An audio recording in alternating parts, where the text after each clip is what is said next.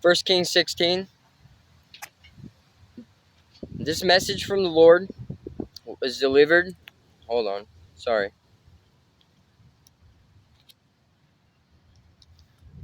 This message from the Lord was delivered to King Baasha by the prophet Jehu, son of Hanani. I lifted you out of the dust to make you ruler of my people Israel, but you have followed the evil example of Jeroboam. You have provoked my anger by causing my people Israel to sin. So now I will destroy you and your family, just as I destroyed the descendants of Jeroboam, son of Nebat. The members of Baasha's family who die in the city will be eaten by dogs, and those who die in the field will be eaten by vultures. The rest of the events in Baasha's reign and the extent of his power are recorded in the book of the history of the kings of Israel. When Baasha died, he was buried in Tirzah. Then his son Elah became the next king. The message from the Lord against Baasha and his family came through the prophet Jehu, son of Hanani. It was delivered because Baasha had done what was evil in the Lord's sight, just as the family of Jeroboam had done. And also because Baasha had destroyed the family of Jeroboam, the Lord's anger was provoked by Baasha's sin. Elah rules in Israel. Elah, son of Baasha, began to rule over Israel in the 26th year of King Asa's reign in Judah. He reigned in the city of Tirzah for 2 years. Then Zimri, who commanded half of the royal chariots, made plans to kill him. One day in Tirzah, Elah was getting drunk at the home of Arza, the supervisor of the palace. Zimri walked in and struck him down and killed him. This happened in the 27th year of King Asa's reign in Judah. Then Zimri became the next king. Zimri immediately killed the entire royal family of Baasha, leaving him not even a single male child.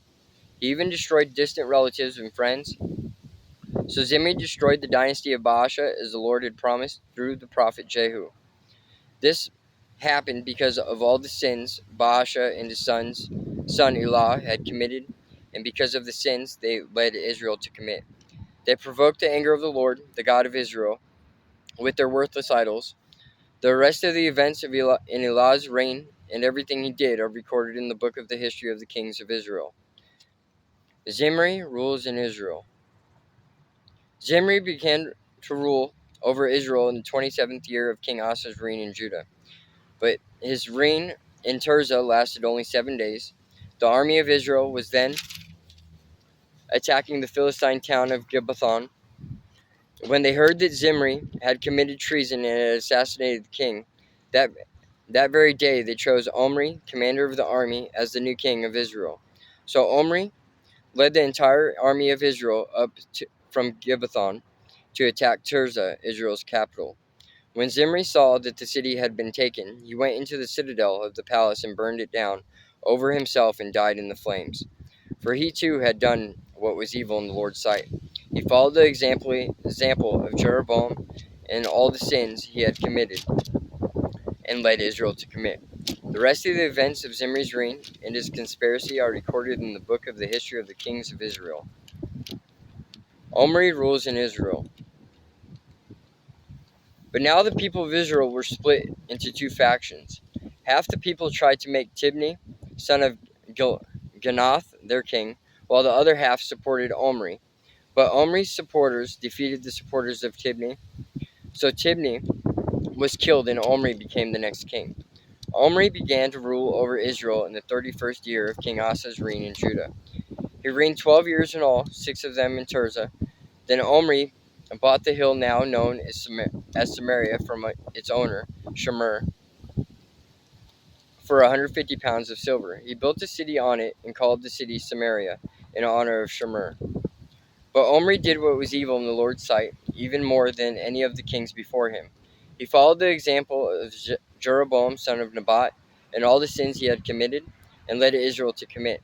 The people provoked the anger of the Lord, the God of Israel, with their worthless idols.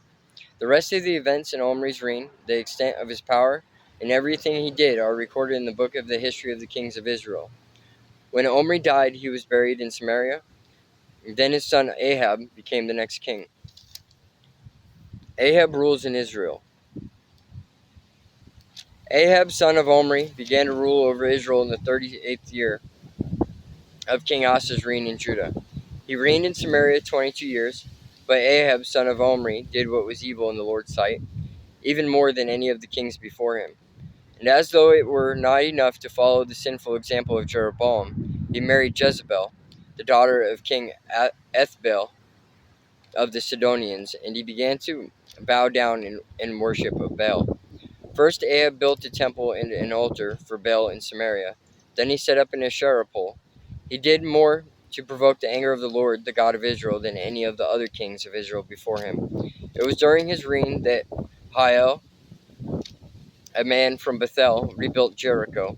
When he laid its foundations, it cost him the life of his oldest son, Abiram, and when he completed it and set up its gates, it cost him the life of his youngest son, Segub. This all happened according to the message from the Lord concerning Jericho, spoken by Joshua son of Nun.